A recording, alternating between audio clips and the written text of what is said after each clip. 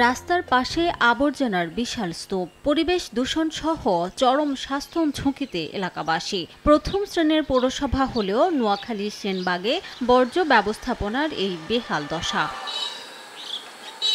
এলাকায় বর্জ্য অপসারণের নেই নির্দিষ্ট কোনো স্থান। এতে গৃহস্থালী ও ব্যবসা প্রতিষ্ঠানের আবর্জনা সংগ্রহ করে ফেলা হয় ৩ নম্বর ওয়ার্ডের একটি উন্মুক্ত স্থানে। একটু বৃষ্টি হলে সেখানে তৈরি হয় কাদা, চলে আসে সড়কেও। বাতাসের মাধ্যমে ছড়িয়ে পড়ে রোগ জীবাণু, দুর্গন্ধে অতিষ্ঠ পথচারী সহ স্থানীয়রা। এখানে ময়লাগুলোর জন্য আমাদের দুর্গন্ধ লাগে। অত্র এলাকার ময়লাগুলো আনি এখানে ফেলায় আমাদেরকে দূষিত করে ফেলেছে। এই ময়লাগুলো যেন একটা নির্দিষ্ট স্থানে ফালানো, মানুষ যেখানে বসবাস করে না বা যায় না। কর্তৃপক্ষের কাছে আমার অনুরোধ, আপনারা যেন এই ময়লাগুলা এখানে যেন আর না ফালান। ডাম্পিং স্টেশন নির্মাণের জন্য জমি পাচ্ছে না পৌর কর্তৃপক্ষ।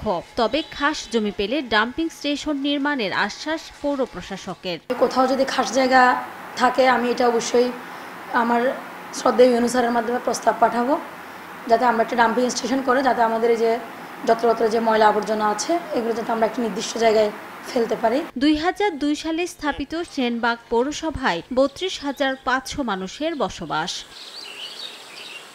সময় সংবাদ, নোয়াখালী।